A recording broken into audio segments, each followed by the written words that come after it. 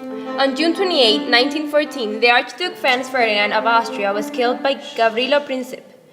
This event led to the outbreak of the First World War. Between Austria and Serbia, Germany supported Austria, while Serbia was supported by Russia. These alliances caused Europe to be divided into two groups, the Allies and the Central Powers, which bring us to Ernest Hans, and he is now a veteran who fought in the Battle of Verdun. It was called on February 21, 1916. When this battle started, we, the Germans, wanted France and the Allies to bleed white. Our purpose was to kill so many French that affairs would relinquish. This plan was the greatest thing I've ever did. The plan was simple. Germany would attack France through Holland, Belgium and Luxembourg. By this time, we would have used 90% of our soldiers. The other 10 were going to fight in the Russian border. It was a plan, but Moltke had other ideas. He replaced me in 1906. Instead of attacking France from 6 different countries, Germany would attack only via Belgium and Luxembourg. He thought that Belgium would be unable to resist the German military and that Germany would be able to enter France rapidly. Perfect. It would only take 6 weeks to defeat France. Britain would stay neutral and Russia would be mobilized in 6 more weeks. This, however, did not occur.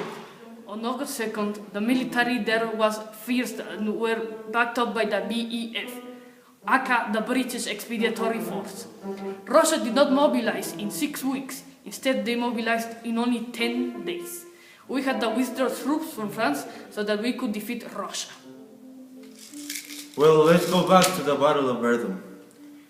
It all started when 114,000 of our men started attack on Verdun. We knew that Verdun was a sentimental place for the French because of its history. The Battle of Verdun was principally an artillery battle. Both sides made use of heavy artillery to destroy trenches in the front lines and cause as much damage as possible to allow their troops to move forward. In addition, machine guns were also used. While these guns were heavy and difficult to mobilize, they had the ability to fire 400 to 600 rounds per minute. This made the machine guns highly effective against advancing troops. Grenades were also used during the battle. However, in order to them to be effective, it was necessary that the grenades were thrown by tall soldiers to clear the trenches and land among the advancing troops. For the first time, flamethrowers were used. These were used by the German troops quite effectively to empty out trench, and just behind the flamethrowers were the German stormtroopers, who used rifles and grenades to get rid of the remaining French soldiers in the trenches. The German troops also used poison gas to incapacitate the French troops. However, the French were prepared for the gas warfare and were equipped with better gas masks. We had the opportunity to talk to another veteran on the French side. His name is Luca Flores. When the news about the Germans attacking the precious Verdun arrived, Paris was filled up with the posters of recruitment for soldiers. I knew I had to enlist. Recruitment propaganda. Oh my god, we're under attack right now. Please, join the army now. Battle of Verdun. Our forts were made of 2 meters of concrete, 1 layer of soil, and 2 more meters of concrete. 500 of our men could fit in one of the big forts. These forts were connected by trenches. Verdun was heavily bombarded by the left and right side of the river. News.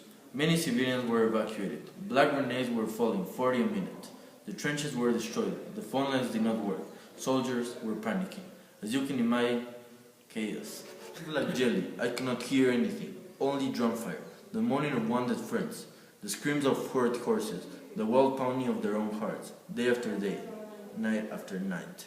The attack on Verdun was supposed to start on 12th of February, but the weather was terrible. We had more time to plan our attack. We shared Verdun into pieces. What I understand is that we have 2 different forts, and the Germans managed to destroy each and every one of them.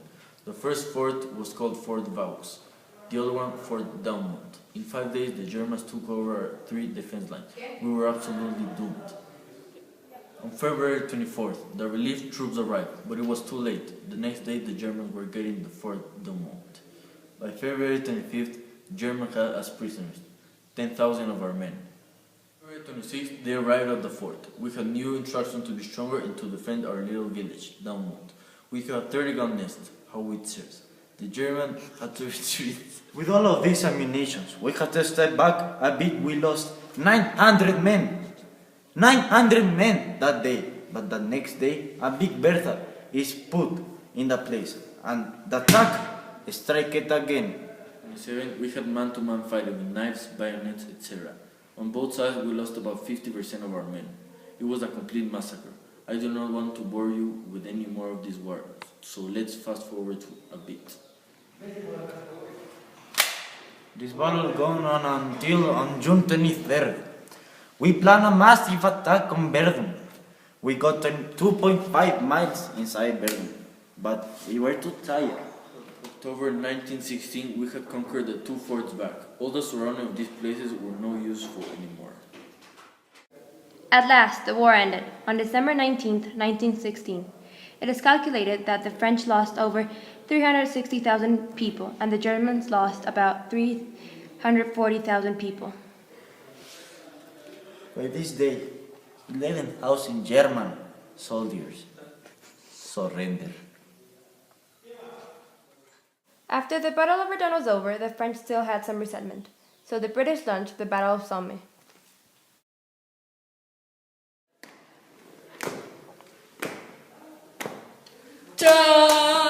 Domination starts Come on, ta-na-na-na, nation.